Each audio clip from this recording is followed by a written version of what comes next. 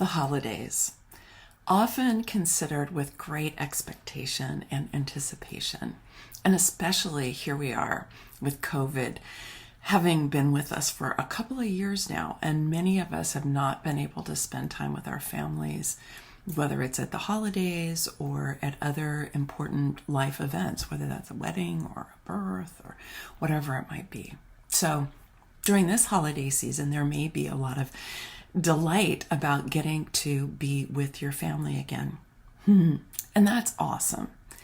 And then sometimes what happens is you run into the family energy field. And that's what this video is about today, the family energy field. The family energy field is something that gets created while the kids are growing up, right? When the parents come together and the kids come and everybody is spending a lot of time together and growing up together. And let's remember, as we come in, we get the imprint of our human design so that we have certain parts of the chart that are what we call defined, which means we have ongoing, ready, reliable access to those energies and eventually a consistent, even fixed way of experiencing them. Then other parts of our chart are open, and those parts we experience often, but in a variable way depending on who we're around. And as we grow up, we are conditioned or imprinted in both our definition and our openness based on who we're around and what energies we're interacting with on a regular basis. It's really how we learn to relate to energy. And even in our definition, yes, there are certain qualities of the 64 gates and 36 channels and 9 centers. Absolutely, they have their own qualities. But there are also 3 distinct qualities for each one of those archetypes. There's an awakened expression, there's a shadow aspect, which is what I define as being caught in a kind of power over strategy, okay, often based in fear, but then trying to control outer circumstances, or a disempowered aspect, which is where we either don't know how to use that energy or we're actively pushing that energy away because we've had some kind of negative association with it. So how we relate to the energy, even of our definition, is something that we are conditioned into. Okay. Same with our openness, is that we get conditioned into our experience of our openness based on who we're around. Let me give you an example. So I have an open emotional solar plexus. About 50% of the population have an open emotional solar plexus. And when you do have that open, it means that you pick up and amplify the emotional energy of people who have the emotional solar plexus defined in their chart. So my mom has a defined emotional solar plexus, and so does my dad. And so when I was a kid, I was being conditioned by their emotional energy. And as happens with kids sometimes, especially when parents are suppressing their emotions, which most of us have been taught to do, is I would pick up their emotional energy and I would amplify it. And I particularly remember this around the anger that my parents were suppressing. And I would pick it up and amplify it, and I would get made wrong for my anger and my intensity, even though it turns out it wasn't even mine, but I didn't know that. So I got conditioned in that way around that energy. But fortunately, through the course of my life, I've been able to develop a lot of wisdom about my emotions and other people's emotions. And actually, it's been part of my career, for the last 25 years. A dynamic that I just described is part of what produces a family energy field.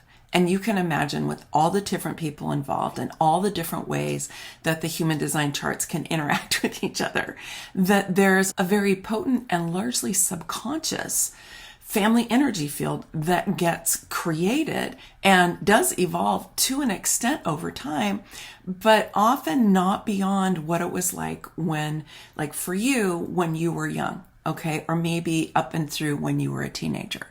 This is why when you go and visit your family, and you could be in your 20s, 30s, 40s, 50s, even your 60s, and you go around, whether it's your parents or your siblings or your children, that there is something that arises that is related to your relationship to that family energy field.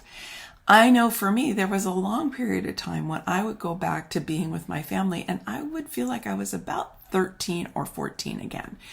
It just was a place where I had gotten conditioned into, and I actually kind of started leaving home when I was about that age, and I started to make myself more into the person I would become. But until I was 13, I was at home all the time, right? And I was being impacted by the energy fields of my parents and my brother. And so the identity that I had created by that time and that they all knew me as was something that was created inside of this family energy field.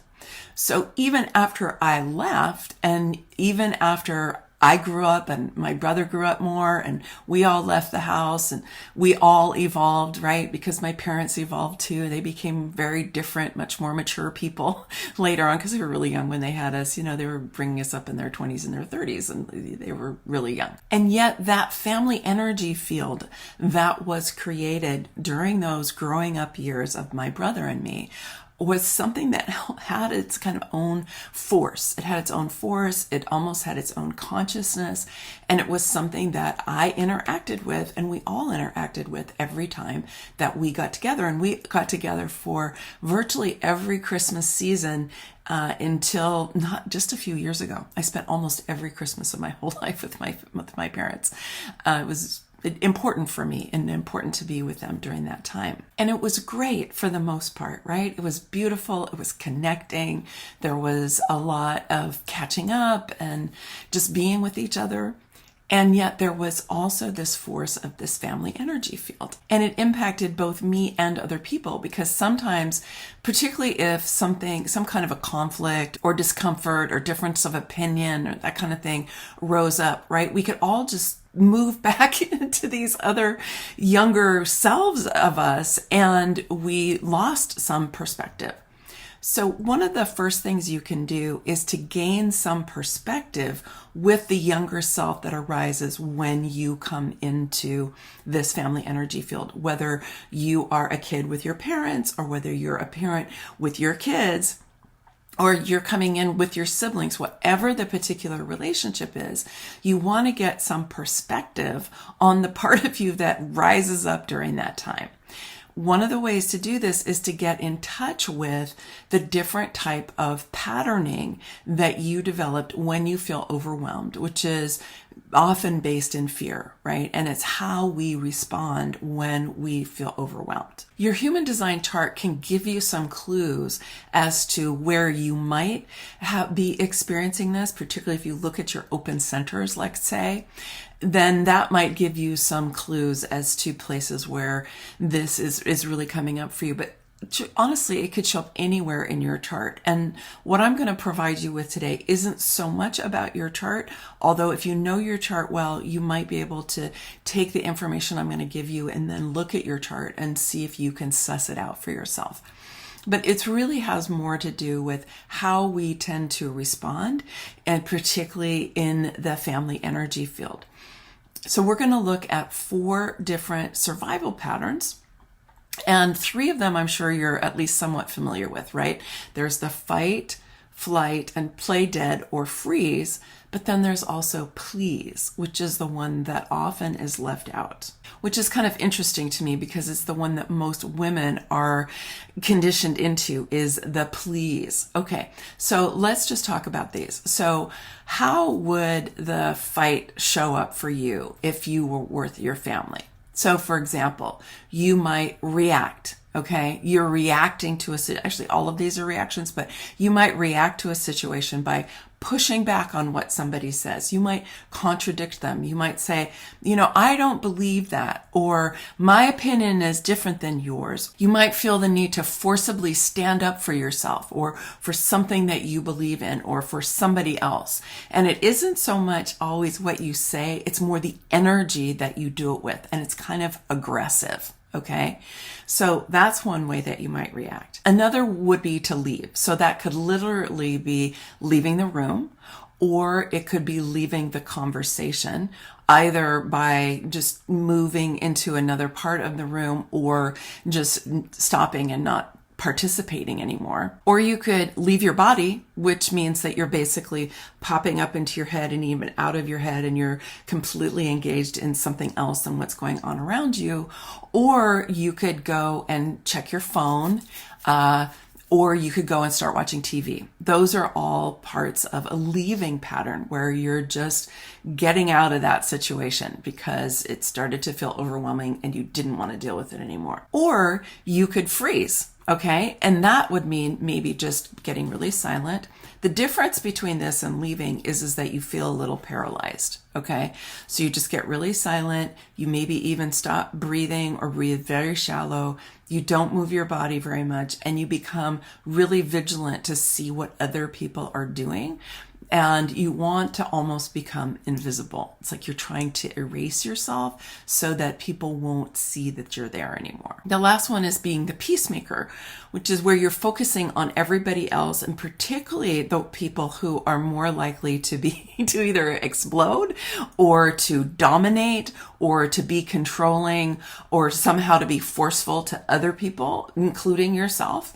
And you're submerging whatever your own needs and your own desires are, potentially even to the point that you don't even know that you have them because you're so focused on other people. Sometimes you're focused on an individual. Sometimes you're focused on a dynamic where so-and-so and so-and-so, often get into it. So you're trying to either calm it down if it starts happening, or you try to do something so that doesn't even happen to begin with. All of these 4 behaviors are ones that stem out of a sense of being out of control, a situation feeling dangerous to some degree, not knowing what's going on, and you're reacting. Okay, it's a reaction from deep inside, from a programmed response to what's happening. This is very different than when you choose, for example, to remain quiet because you don't want to fuel an argument. You don't want to get into it with somebody. You know that in the past, like if you were to just dive right in, that things were just going to get uncomfortable, right? It was going to get worse. And so choosing to be quiet in a situation like that could be really healthy. Same with leaving a situation, deciding, you know what, I see where things are going to go, and I am going to aim to try to just lower the intensity. I tend to get aggressive with my energy if I feel overwhelmed. So for me, leaving is actually a really functional thing to do. At the same time, choosing to speak up and share your point of view is very different than aggressively asserting what you think is right, okay? Or trying to convince somebody else of whatever your opinion is. Just speaking up for yourself, and that can be really healthy if you've had a tendency to not speak up for yourself and to be quiet, but doing it in such a way that other people can hear. Choosing to express yourself and to show up as who you are now is very different than fighting to be seen and heard, which is a reaction. Choosing to facilitate other people's comfort and pleasure is very different than habitually trying to make sure that other people have what they need so that things don't blow up. So the key here is to start making new choices, but to make them consciously so that you're not just reacting out of old programming that you have from your family energy field. And the thing is it can be really hard with your family because that family energy field does seem to influence not just you, but everybody else, right? The good news is that as you consciously make new choices, and even if one person changes the behavior, it can shift the way the whole dynamic works. There are a few things you can do. Releasing the need for acknowledgement, for approval, for someone to see you and hear you so that you feel like you exist. Okay, this is something that a lot of kids carry, and many of us carry forward into our adulthood, and often it shows up again when we're with our parents in particular, or sometimes older siblings. So just releasing that need, recognizing that this younger self had that, but you don't necessarily need that now. And the best way you can do that is to give it to yourself. Approve of yourself, acknowledge yourself, see and hear yourself, really pay attention and give yourself some of that reflection that maybe you didn't get as a young person, and maybe you're still not going to get even as an adult from your parents. Another one is releasing your desire to control other people, either overtly or covertly, to try to get them to behave the way that you want them to, which is pretty common, actually.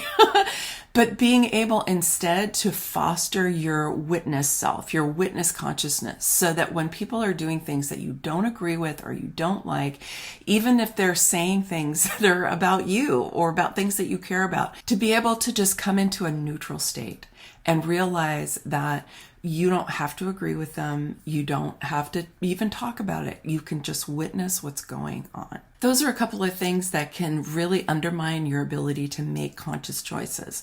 If you know there are others, pay attention to them, dig into that a little bit, because this is a great opportunity for you to change perhaps some energetic habits and patterns that you've had for a very long time. So what you can do instead, if you know you have a tendency to verbally be very assertive or aggressive to other people, and if you do fill with energy, as I was saying I do before, go ahead and just, go to the bathroom or get up and go into some other room.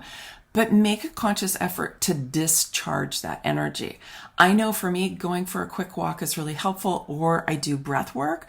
Just take some really deep breaths with the intention of just letting go of that energy, because that energy is just an old pattern. It's not really helpful. And the thing is when it takes you over, you lose some control over what you're going to say, and it's not helpful.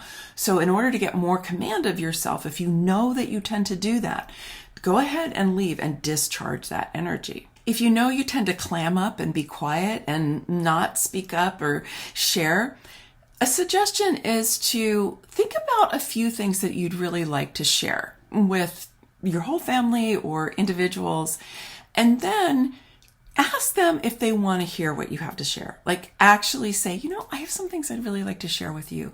Would you like to hear them?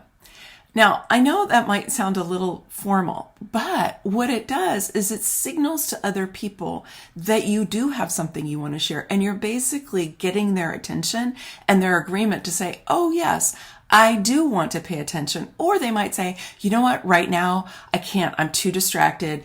I've got too much cooking going on. I've got this whole conversation with this other person that I'm still in, or whatever it is, right? And they might say, but let's talk later, or let's talk in a few minutes. I actually do this with my kid all the time, because my kid comes at me with things that they want to share with me. And I'll be like, I can't take that in right now, but I do hear what you want to say. And so, let me get back to you. So just ask them, I have a few things I want to share.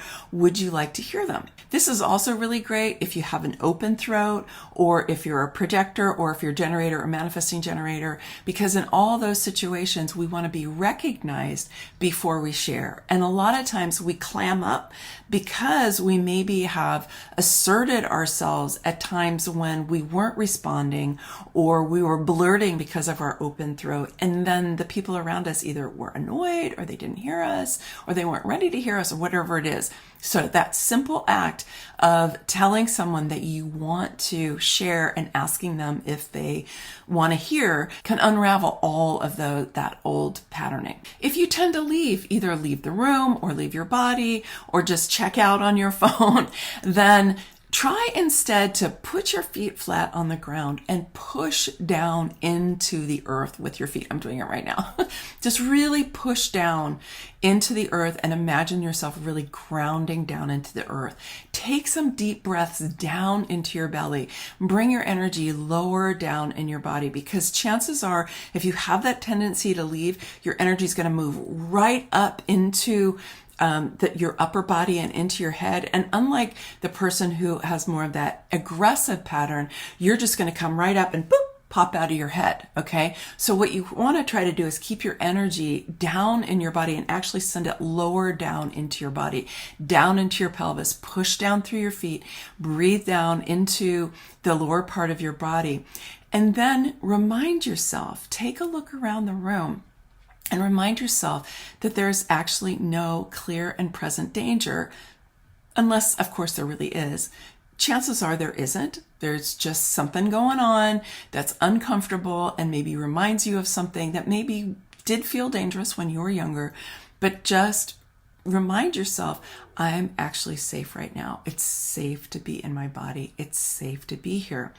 And you can unravel that tendency to just boop and disappear. And finally, if you tend to be the one who pleases, the peacemaker, then take some time to really tune in to what it is that you want and what is it that you need, and to see if there is a way for you to get your needs met in this family energy field, maybe in a way that you never have in the past. If you can take even small and simple actions to make sure that you get what you want and what you need, maybe asking other people to provide you with something that you want, maybe you give yourself something that you know that you want and you never even did that before. But just changing the habit of not even knowing what you wanted or what you felt or what you needed. First, paying attention to that, really feeling into that, and then seeing what you can do to help yourself get what you want and what you need, again, can help unravel all of those old patterns. I hope that these suggestions will be helpful for you if you do find yourself suddenly in the midst of old patterning, yours, people in your family, people you grew up around. Because the truth is that when we all grow up, we really do generally want to connect. We do want to be together. We've just got old habits. I actually was on a walk with a friend just recently, and he said that he has a twin brother who he's been estranged from for many years, and they keep trying to have a relationship, but it's been very, very hard to do that. And he came to this awareness about the level of judgment that he was carrying about his brother. And he decided to stop doing that and to just accept him, which is what he does with all of his friends. And I've always felt that he was non-judgmental or accepting towards me. But of course, when it comes to the family, it's harder, right? And he said it's transforming their whole relationship because they're stepping out of their old ways of being with each other. So I want you to know, no matter what your age, no matter what's happening with your family, you changing yourself, changing your behavior, your attitude, can change definitely your own experience and potentially that of the people around you and those that you love. If you find that your energy is really strong around these things, I have a little mini program on clarity breathwork. I am a certified clarity breathwork practitioner, and I did that for many years, and I still use it with my clients. And it's a wonderful tool for helping to release old programming. And you can go and get this little mini program. It's at clarity-breathwork.com, and I'll put it in the description below. And it has It has an audio set of instructions. It has a guided 10-minute journey, I think, and then it has an ebook, and it's totally free. It's my gift to you. And if you do find that some of this stuff is strong and you're noticing, wow, this patterning is really in my body, give yourself the gift of your breath and go and really breathe in with the intention of letting go the old patterns that no longer serve you and being able to live more and more fully into your life as the truth of who you are. Many blessings, much love. I hope you have a fabulous holiday season. Bye for now.